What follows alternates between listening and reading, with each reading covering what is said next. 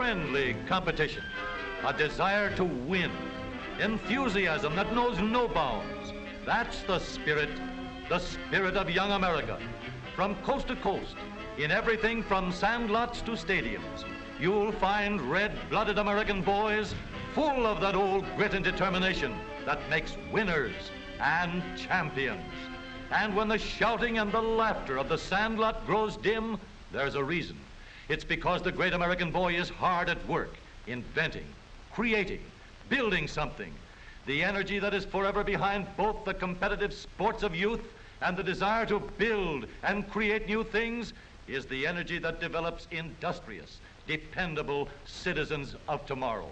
Every spring, in thousands of attics, garages, and basements throughout the country, thousands of young Americans set to work building their entries for the All-American Soapbox Derby.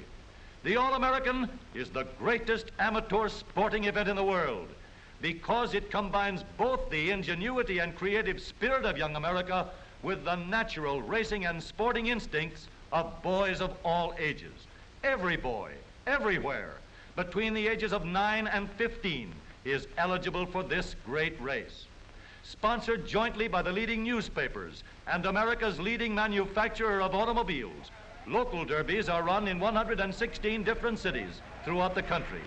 Each of these local champs is already the proud possessor of the M.E. Coyle Trophy.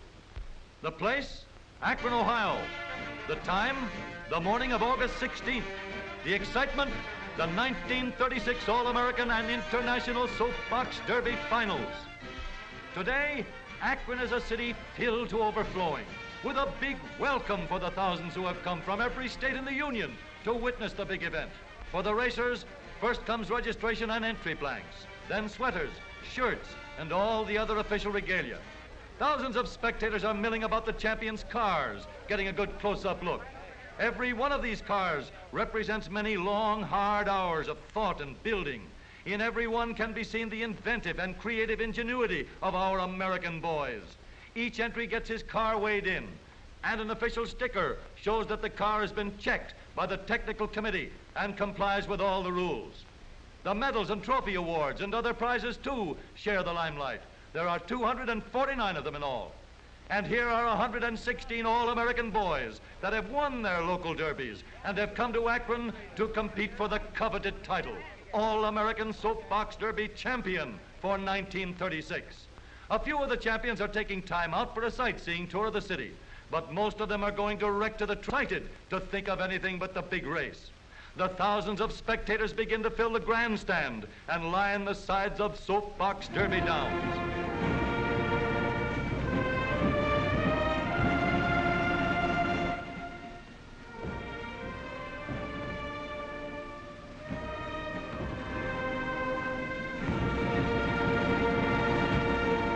No racetrack in the world is more colorful than this, and yet it's just for boys, all-American boys.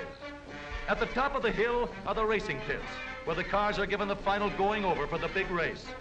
Here they are, all set for the first heat.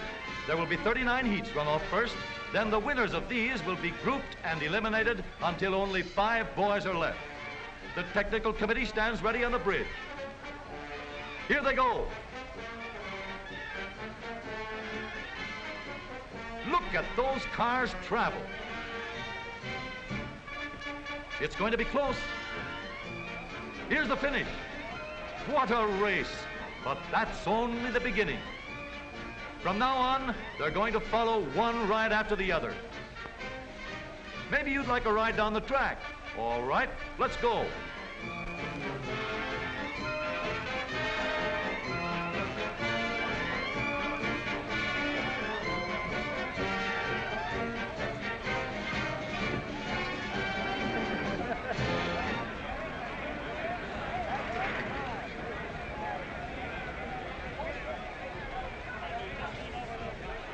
Hey, looks like we got off that one just in time. Guess we'd better stick to the sidelines.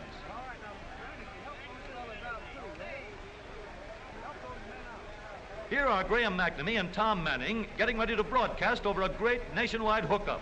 And millions of people all over the country are listening. Behind the roar of the crowd is the clickety-clack of the typewriters and telegraph keys. Stories of the race flashing over the wires. Pictures, too, both for the newspapers and newsreels. Harry Hartz and Wild Bill Cummings, famous race drivers, officiate at the finish line.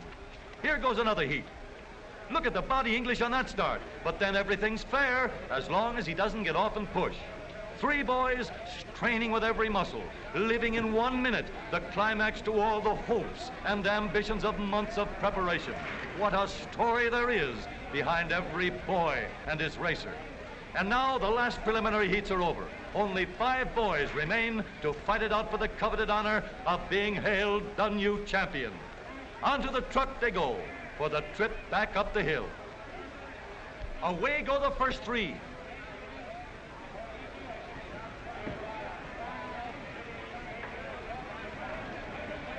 Herbert Minch of St. Louis is the winner. And back at the starting point, the other 2 boys get underway. Harold Hansen of White Plains, New York is the other winner.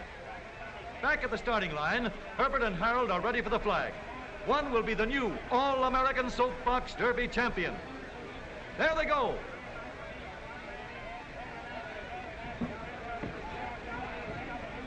A new national champion, Herbert Minch of St. Louis, crosses the line, the winner. But Herbert can't rest on his laurels as yet. Now both boys go back to the top of the hill and get set for the international race. Racing against the champion from over the ocean, Norman Newman of South Africa.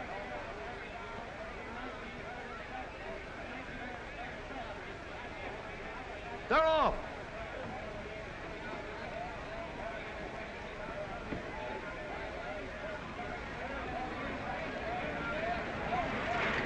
Herbert Minch is first, Harold Hansen second, Norman Newman of Pretoria, South Africa third.